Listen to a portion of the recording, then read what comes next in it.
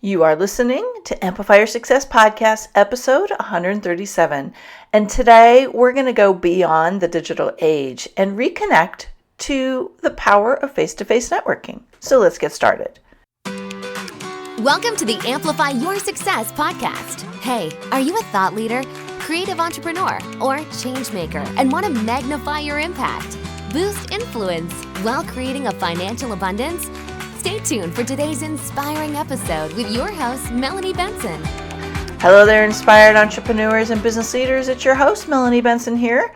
I hope you are ready to ramp up and amplify the connections that you make in your business, because today we have a really awesome guest who's going to go old school on us a little bit. We're going to reconnect to the power of face-to-face networking and why the connections you make in person are so different than the connections you might make over social media, even though social media is a great way to start building up some of those relationships.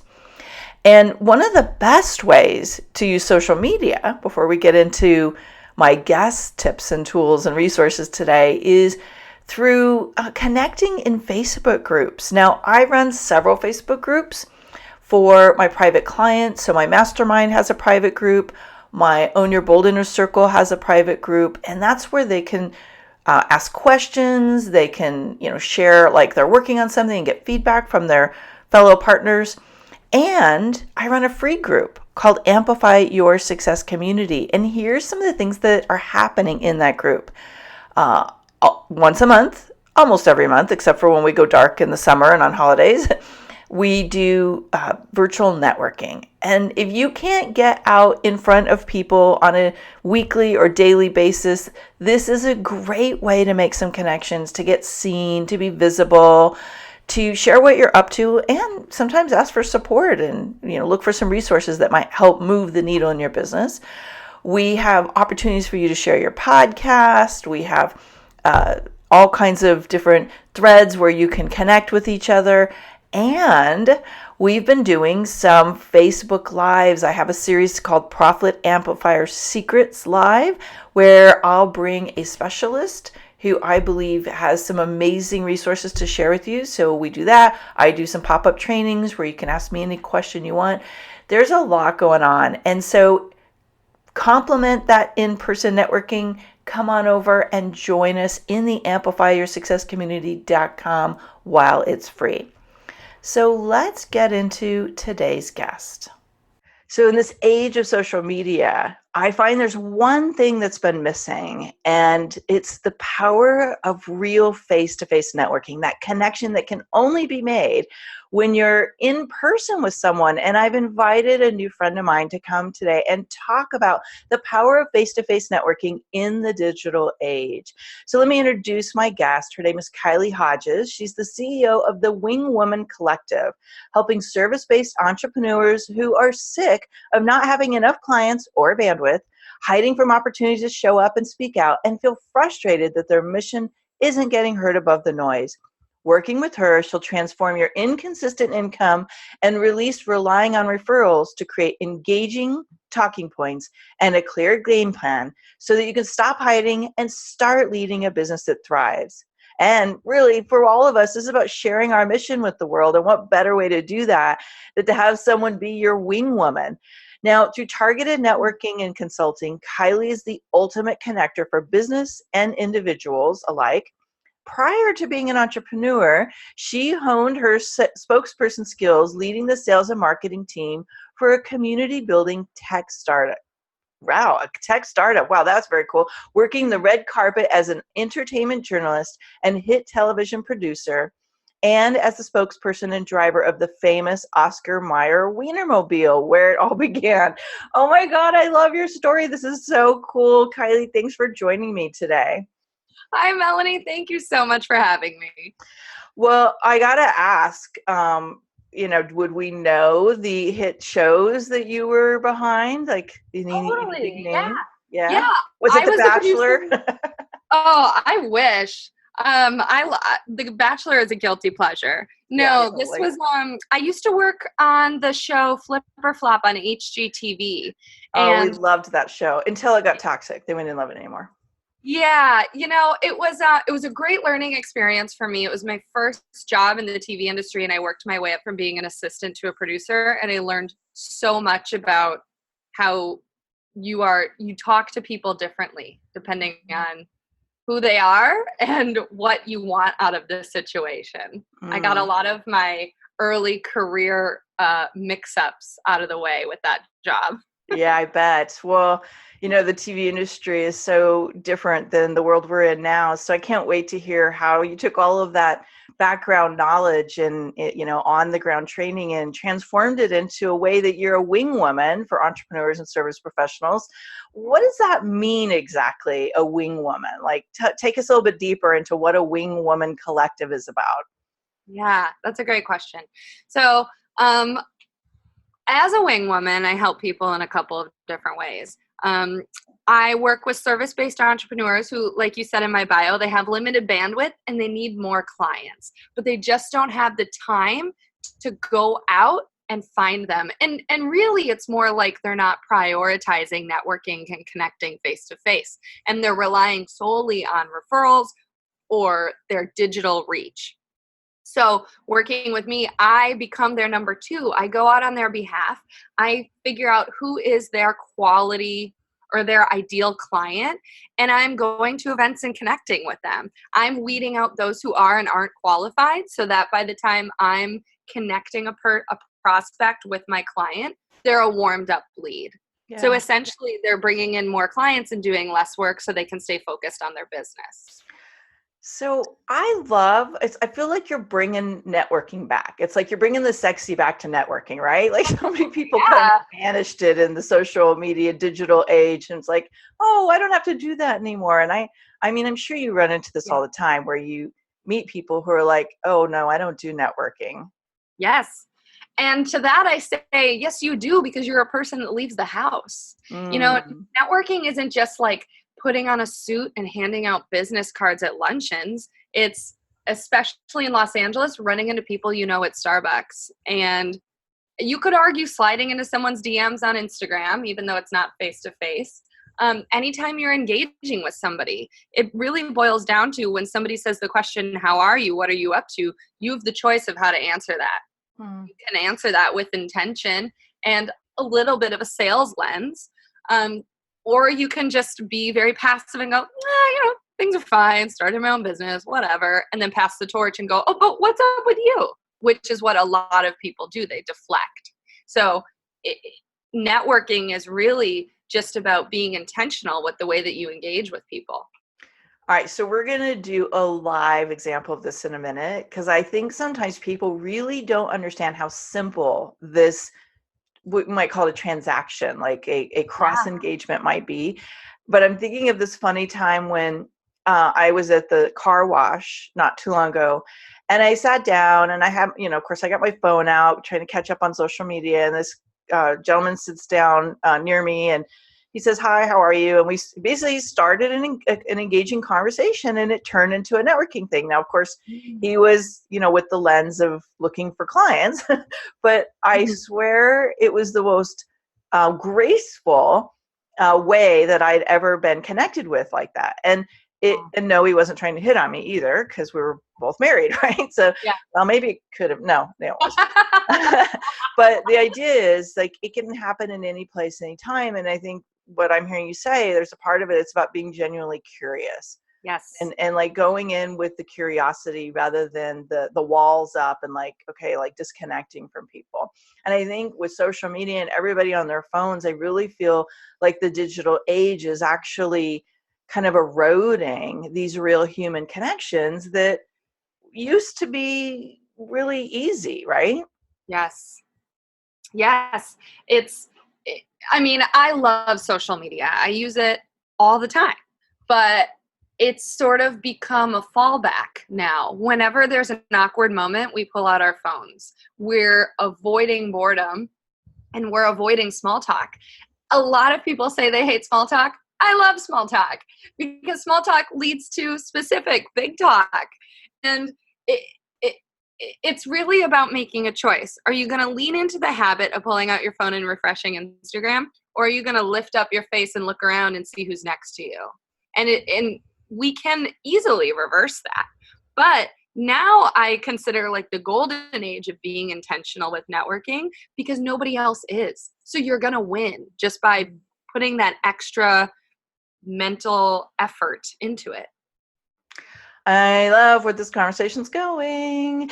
So, let's bring up the piece about authenticity and networking. And, I think especially if you tend to be more introverted, I believe, based on the millions of conversations I've had about this over the years, is that, the more introverted we are, the more artificial it might feel for people. Sometimes I wonder if more extroverted people have a little bit of a leg up here because, they're kind of naturals at reaching out and starting conversations. But, first of all, I guess let's unpack the idea. Like, if you're more introverted, how do you keep this conversation authentic and real without coming across salesy and like you're pushing an agenda on somebody? Yeah, that's a great question. Well, I'm sure that you might agree with this as well, that if you're really good at sales, then you're not pushy and you're helpful because sales is a service. So if you're somebody who's introverted, I would just say that take it easy and do whatever feels like a easy amount of human interaction for you. So don't toss yourself into a crowd of people talking if that feels overwhelming. Have one-on-one interactions with one person at a time. Now, I have a group program called Networking that monetizes, and then a one-on-one program called Speak for Yourself. And I teach my clients my Wingwoman philosophy, which is called kind networking. And it's really just about curiosity. I believe you brought that up before. Being genuinely interested in whoever you're making eye contact with, and making it known to them that you are present and you really want to hear who they are and maybe how you can help them. That is going to pay off so far in the long run. And once you're cozy in that conversation of tell me more about yourself, they're going to trust you, and that nervousness is going to wash right off of you because you're going to remember that, oh, I'm just talking to one singular person, and they probably feel just the same as I do about talking to a stranger.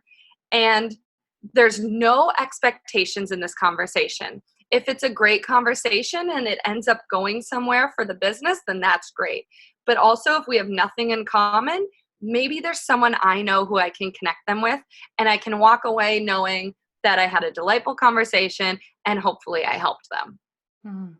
I love that. I want to take this in another, down another path, because one of the things that comes up a lot with my clients, because I'm working with clients who are building a business around their expertise. So usually they're in the authority position in a room, right? Yeah. And what I've really come to know is so many of these people are shy or uncomfortable with that level of visibility, right? They're kind of like, let me go in and do my thing and get out. And it's, I don't know if it's imposter syndrome, or maybe they're just not super comfortable with the flock of people that come at them. But what's a way they could use your techniques when they're at an event, or maybe they're exhibiting, or they're speaking, or they're one of the influencers in a room? How could they use some of these techniques to drop into that authentic curiosity and conversation? That's a really good question. I think, I like to argue that everybody is an expert in something, right? But that we all, we're all intimidated by everyone else's highlight reel. And you're not going to know all the other people in the room that somebody stepped in gum before they got there. Someone else dumped coffee on their jacket. We're all very human. And so I know that there's this old saying about speaking where you're supposed to imagine everybody's in their underwear. That does not work for me. But what does work for me is remember that everybody has to go home and do their laundry and brush their teeth and pay their bills, which are so human and normal and boring. And when I can remember that everybody is just a person getting through their day, it's way less intimidating. And it's empowering for me to say, okay, this is what I'm an expert in, and I'm just like you, and this is why I can help you. I love that. And it's really take the icon energy and put it aside and just Yeah, find the real person in the conversation. totally.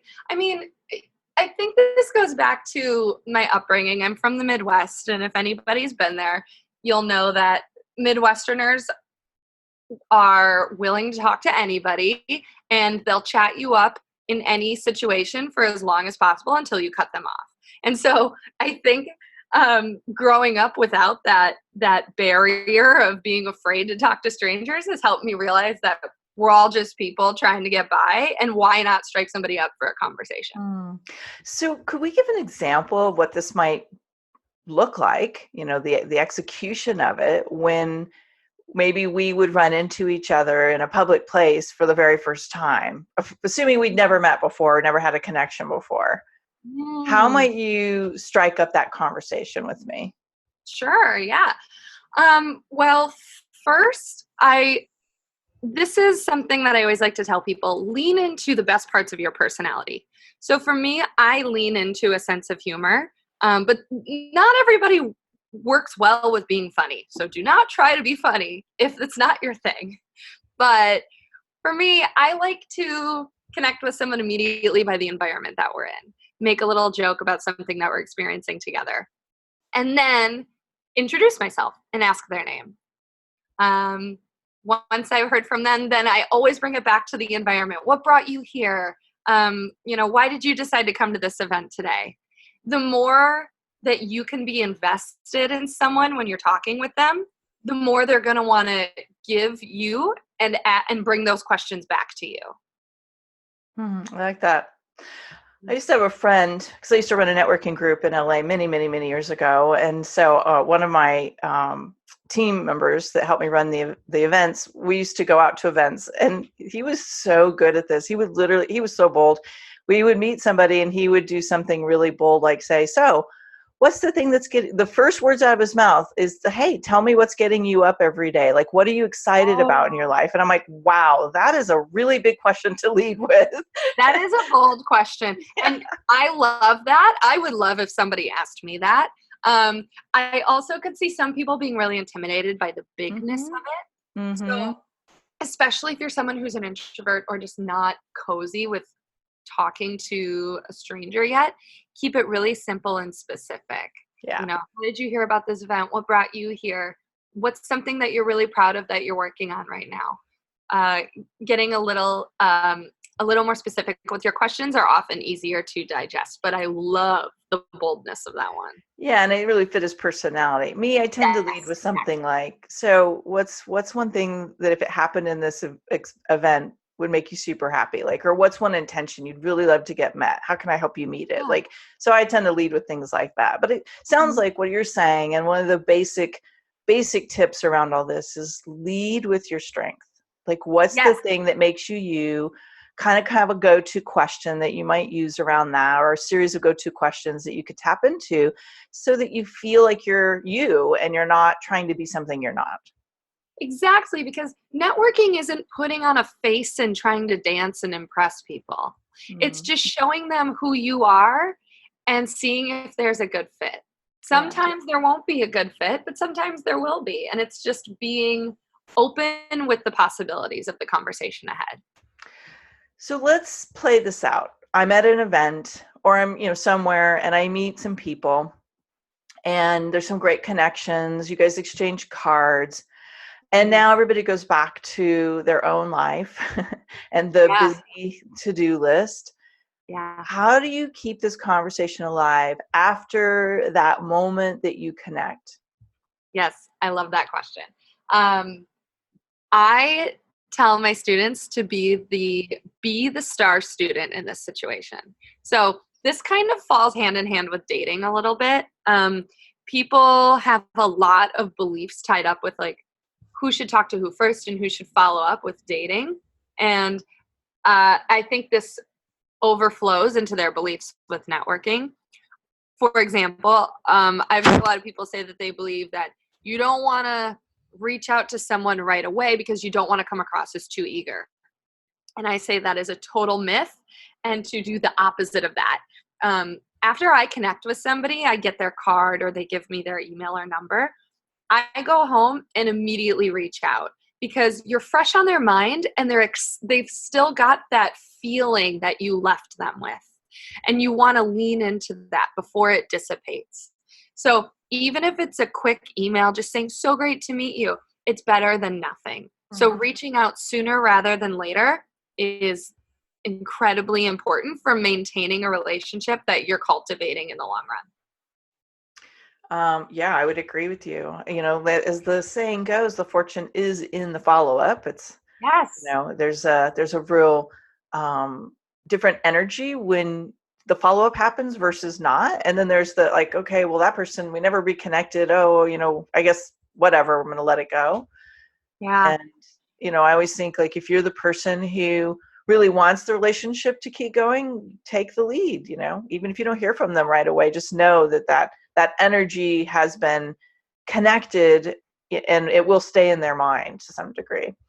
Yes. And I always tell people in every part of networking, whether you just met somebody or you're looped into a group conversation or you're following up in an email, take the steering wheel. People will be grateful when you take the lead because it's making them feel comfortable and showing them, okay, I got this. I'm leading this conversation, or I have a plan with this. You can relax. So when you're following up, be specific and clear and concise and intentional with what you want out of that interaction.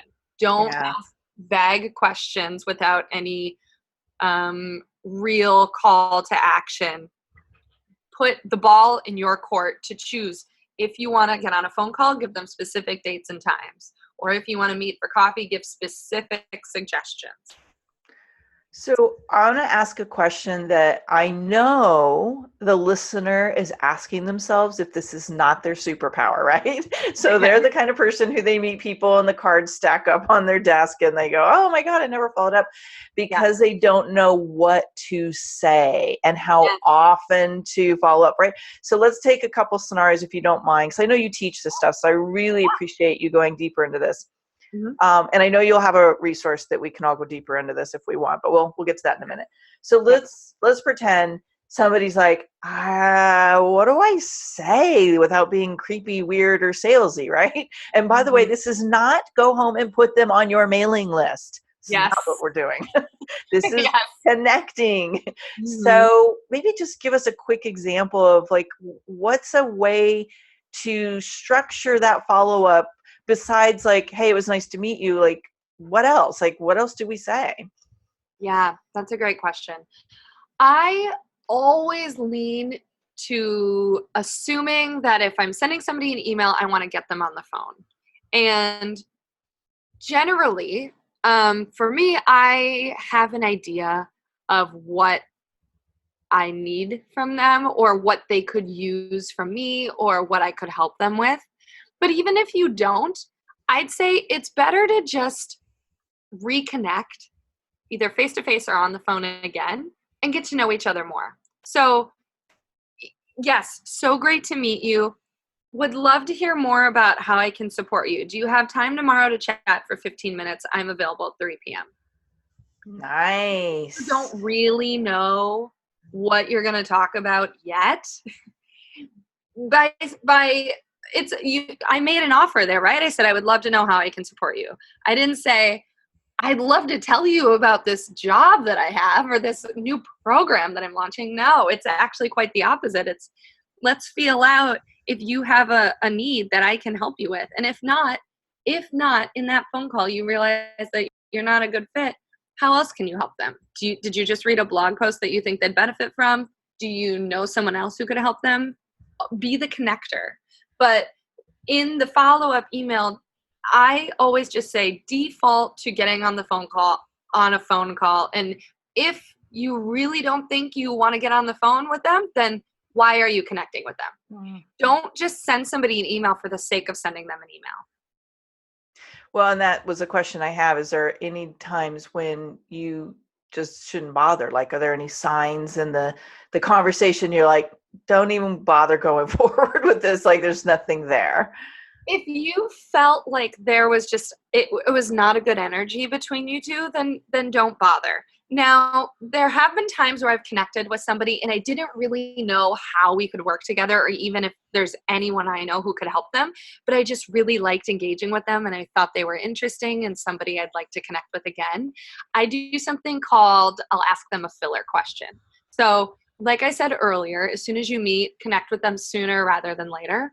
And if you don't know what that call to action is, it's kind of hard to get yourself to send that email, right? So I'll reach out and say, it was so great meeting you tonight. Remind me again, what neighborhood are you in? I'll ask an easy question that even if I know the answer to it, it's probably going to get them to answer because it's such an easy answer. They don't have to put any thought into it. That's an answer that if they're brushing their teeth and checking their phone at the same time, they could type in the name of their neighborhood with one thumb while brushing their teeth. And that way you're just keeping the conversation going because eventually something might come to mind, or I might just say, oh, great, I'm in the neighborhood next to you. What are you doing this weekend? It's all about keeping the interaction going, and that might inspire something more to come later on. And if not, then that's fine. But if there's someone who seemed interesting to begin with, then connecting with them in any way possible is better than letting it go to the wayside. Yeah, it's like I hope you don't mind. I got to share kind of a funny story about this because I think what happens is we go in with the lens of I have to make a sale. Yes. And if you don't really keep your mind open, you might lose something that's very valuable. And I remember a long time ago, I don't remember if I had met this person in person and there was a follow-up or if I'd been hearing about them. And I always used to have the philosophy that there was always something to be gained by reaching out to other influencers and saying, hey, let's just get to know each other. Oh, that's what it was. I reached out to this person, very big name at the time. And I said, hey, I know we keep bumping into each other. We keep speaking at the same events, but we haven't had a chance to get to know each other. Do you want to get on the phone and see how we could, connect? He was going through the lens of sales. I was going through the lens of connection. We got on the phone and he literally tried to sell me the whole time. And I'm like, I don't think we're having the same conversation. Yeah. And like 5 years later, we ran into each other at a speaking event where we were both speaking. And he said, you're actually really cool. I think I kind of blew it before, didn't I? I go, yeah, you did. Oh, I'm so glad that he had the self-awareness to realize. I know. Well, I think he'd done some growth by then, but I'm like, really, it was a great learning though. It's like when you go, because we could have referred each other so much business. There were so many things that could happen. I might have potentially hired him at some point, but like when you're so hard fast on like, is this a sale or not? I think we sometimes lose that rapport and that connection. Yes. Well, and this is my own philosophy with sales, but like, if you're good at it, it's not going to come across as salesy and That's pushy. true. Right? That's true. Like I think you probably were approaching it with a better sales mindset than he was because you just wanted to get to know him and see if there was a connection, if there was a good fit, if you could help him. And that's really what sales is all about. Yeah. It's offering up an opportunity to listen and see if you can help a problem he has. I totally agree. Someday I'll tell you what was really going on there. You'll get a kick out of it. That's for off the podcast. Off the record. No mudslinging here, right? So I have to bring up a buzzword that I'm really curious to hear your thoughts on. And the word is collaboration. Now, I bring this up because it's like a code word that I'm noticing, especially on social media. People reach out and go, hey, I'd love to talk to you. Are you open to a collaboration? We're looking to collaborate, blah, blah, blah, blah, right? And so I'm wondering, how do you feel about people using that as part of their initiation or follow-up to get, beyond the digital wall, right? Yeah. That's a good question. I've kind of felt the same way about the word partner. I'll hear people say we should partner. And in my mind, I'm like, what does this mean? Are we becoming business partners? Part of me thinks that people are just misusing the term. Collaboration sounds like you're going to create something together and it's like a mutual benefit. But I think if people are reaching out to you with that word, they might have a plan, but they also might just mean that they want to connect and see how you can work together, but they don't really know if a collaboration, like working together, is the right way. But that word just feels the most appropriate to them. I do also find that word a little bit confusing, but um, we're kind of in a time where it's like the wild west of entrepreneurship and the digital age, and like you could do anything with anyone with your business if you want, right? No one, as an entrepreneur, no one's going to tell you no because you are the boss. So I think it's a word that people use to just get the conversation going. Yeah. The reason why I asked the question is in terms of like people tend to replicate what they see other people doing. Mm. And I personally am not a fan of reaching out. And I'm glad you brought up partner because Yeah. when I hear somebody approaching me saying, hey, we'd love to talk to you about collaborating or partnering up, all I hear is you want me to sell your stuff. And it just completely shuts the conversation down in my mind. Because I'm like, I just don't do that, right? Like I will share the people that I love what they're doing with my community, and I will go to the ends of the earth to find ways to get you, in front of my audience or connect you with people who might use your stuff. But it's almost like take the time to get to know me, right? Like just don't pitch me this idea of can I sell your stuff for you? So that's some of my own, filtering stuff. But I was really curious what you think about the approach of collaborating or partnering, because I don't think it's effective. So that's why I asked you the question. Yeah, I mean, it's hard because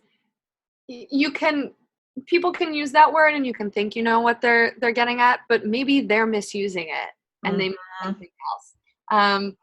I'm trying to teach myself to be less judgmental in all avenues, even with myself. And so I'm always going to yes and a situation. Once I get more context, then I can choose to shut it down. So if somebody reached out to me and said, hey, I'd want to collab, I would probably say, sure, I'd be happy to hear what you mean by that. And at least take a 2-minute phone call. If it sounds like it doesn't resonate with me, then I would kindly let them know that. I love your graciousness. You are my idol when it comes to networking. So, but nobody's perfect. So, right. Well, I also think this has and I'm not saying you don't have this, but I think there's an energy and bandwidth, piece of this puzzle. When you're approaching people who have very limited energy, very limited time bandwidth, very, they maybe have, they're very like maybe a little jaded because they've been around for a long time. Maybe their filtering system has a little less graciousness in it.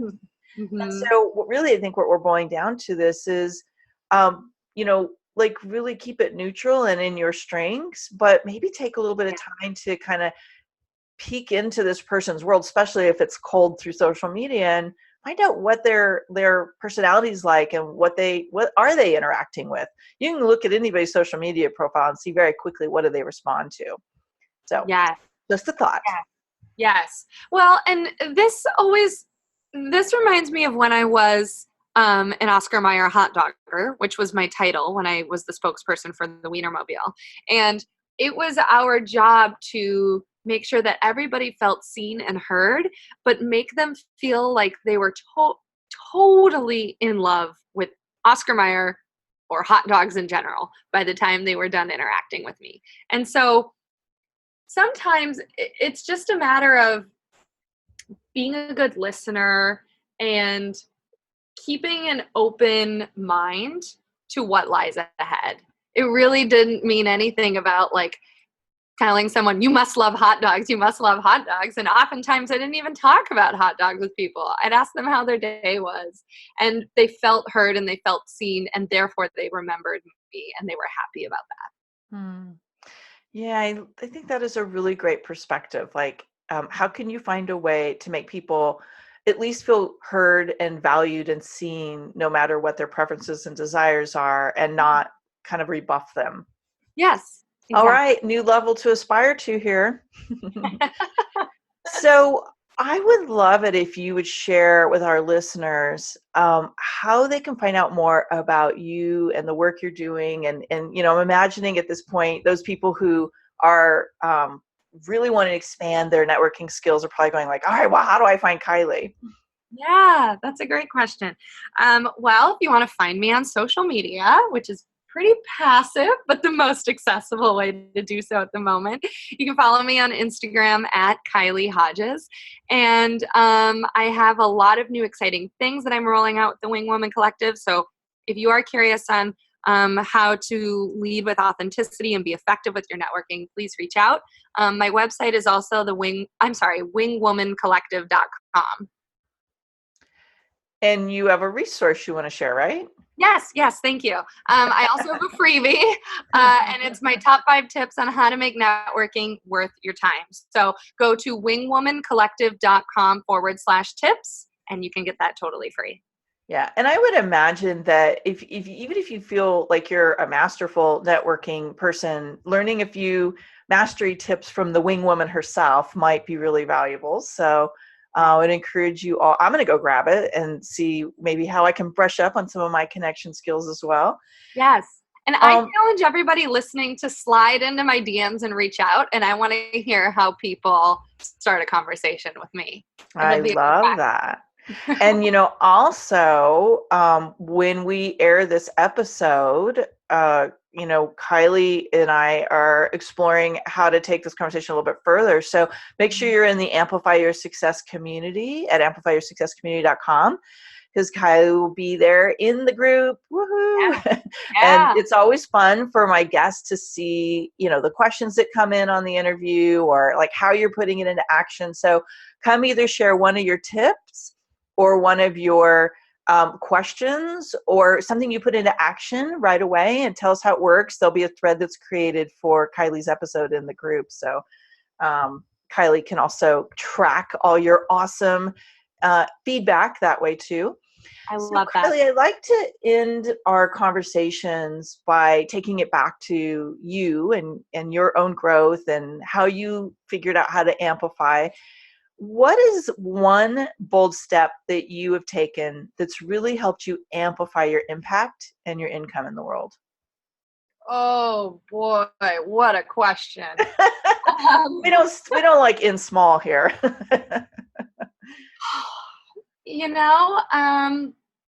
I think this goes back to when I was I had a feeling deep down inside for a while working in the entertainment industry that it wasn't a good fit. But I, all my life, had believed and labeled myself as a creative who could only work in entertainment and that I was not capable or qualified of getting a quote unquote real job. And I had decided that business was boring and not for me. But after so much friction internally with how I felt about my career, I realized that I had to let those labels and those expectations of myself go. And so by giving myself permission to not identify as anything, I broke down a lot of walls with myself, realized it's okay to change careers. And that is how this business was born, because deep down inside, I knew that I had a lot of knowledge and a personality trait that leaned well to helping other people amplify their mission. And once I broke down those walls and explored what could be, that's where my business was born. So it was really giving myself permission to let go of the judgments and just see what else is out there and be curious with myself. And that's where the ball really started rolling. So you gave yourself permission to reinvent. Yes, totally. That takes a lot of courage. It's a bold move for a lot of people to do that. Even if you already have a business, if it's not really bringing you the results you want and it's not feeling aligned, sometimes you have to reinvent. So thanks for sharing that. I think people sometimes don't realize how many of us have had to reinvent along the way. Yeah, and I'm probably going to have to reinvent again. So I imagine that now that I've done it once, I can get cozier with this happening again. Yeah, you built up the muscle, so it won't be scary the next time, right? Mm-hmm. Thanks so much, Kylie. I really enjoyed sharing your wisdom with our community today. And I love that we're bringing the sexy back to networking, right? Like, let's move past this digital wall that some people get trapped behind and drop back into creating real human connection. And if this is something that maybe this is not your superpower, or you'd really like to brush up, I highly encourage you to get Kylie's tips. I've really enjoyed Kylie's wisdom as we've talked and got to know each other better. She really walks her talk. So head on over to wingwomancollective.com/tips and grab her 5 tips. And here's my challenge for you. Read it, but put one into action, or really look at the way you're showing up with other people and say, what's one area I could grow a little in that could net me more connections, more opportunities, more human connection versus just digital connection, and maybe even some clients. So that's your challenge. Bring it into amplifyyoursuccesscommunity.com. Let us know what you put into action so we can celebrate the wins with you. Kylie, thanks so much for being here with me today. Thank you so much for having me. This was so fun. All right. We'll see you all next week for another episode of Amplify Your Success Podcast. This is Melanie Benson, your host. Thanks so much for listening in today. If you want to catch up on any of the show notes and circle back on any of the resources we shared in today's show, head on over to the show page at amplifyyoursuccesspodcast.com. And remember, you amplify your results faster when you're in a community of other people who are moving and shaking. Join us at amplifyyoursuccesscommunity.com. One last thing. When you've gained insight from today's episode, help us share that and inspire other people by heading over to iTunes, subscribing, and give it a review. iTunes absolutely loves seeing these reviews pop up, and it actually helps boost my show's visibility. So I would be super grateful for your reviews. And as always, I love seeing your shares of these episodes on Twitter, Facebook, and Instagram. Come find me over there. Tag me in your shares. I'll give you some social media love right back. So see you next week for another inspiring episode of Amplify Your Success Podcast.